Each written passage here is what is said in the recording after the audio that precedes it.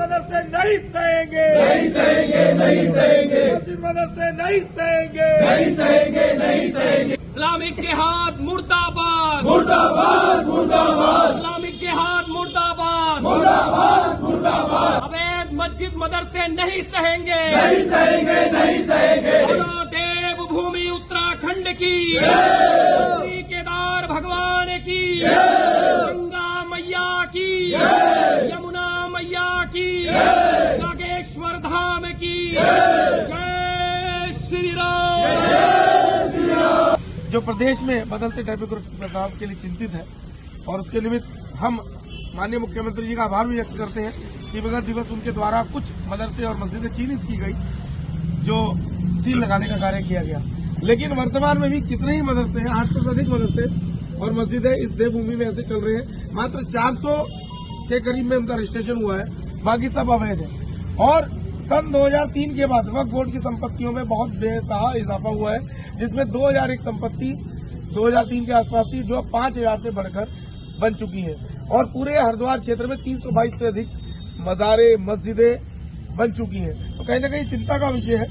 तो हम आपके माध्यम से माननीय मुख्यमंत्री तक ये ज्ञापन पहुंचाना चाहते हैं, जिसमें विषय निजी सार्वजनिक या सरकारी संपत्तियों पर अतिक्रमण कर बनाई गई अवैध मजहबी संरचनाओं को हटाने के उत्तराखंड सरकार के अभियान का समर्थन करने से संबंधित ये विषय आपको सागर अवगत कराना चाहते हैं कि देवभूमि के नाम से देव दुनिया में विख्यात उत्तराखंड एक सीमावर्ती राज्य है।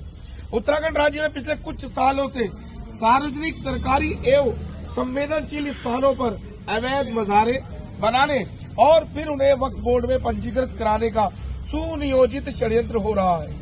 ऐतिहासिक, धार्मिक मठ और मंदिरों की भूमि भी देवभूमि उत्तराखंड में सिर्फ मंदिर ही नहीं है, वरन यहाँ 5000 से अधिक की संख्या में मजार, मस्जिद, मदरसे, कब्रिस्तान भी संचालित हो रहे हैं।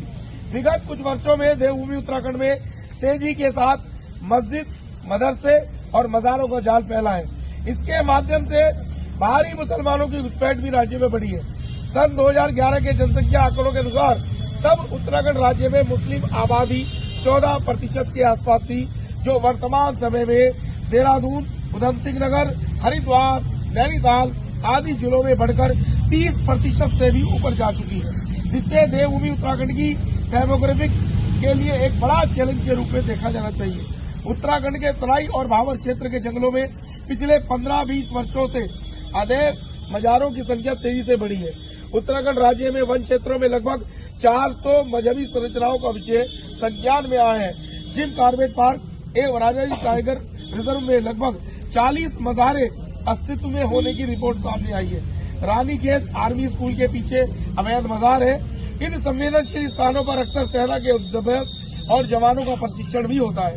अनेक मज़ारे कैंट एरिया के जंगल में भी दिखाई पड़ रही है, जहां बाहरी लोगों के आने जाने में कोई रोका टोकी नहीं है। कोटद्वार आर्मी एरिया के साथ साथ देहरादून का कैंट एरिया परिसर में भी एक मजार है।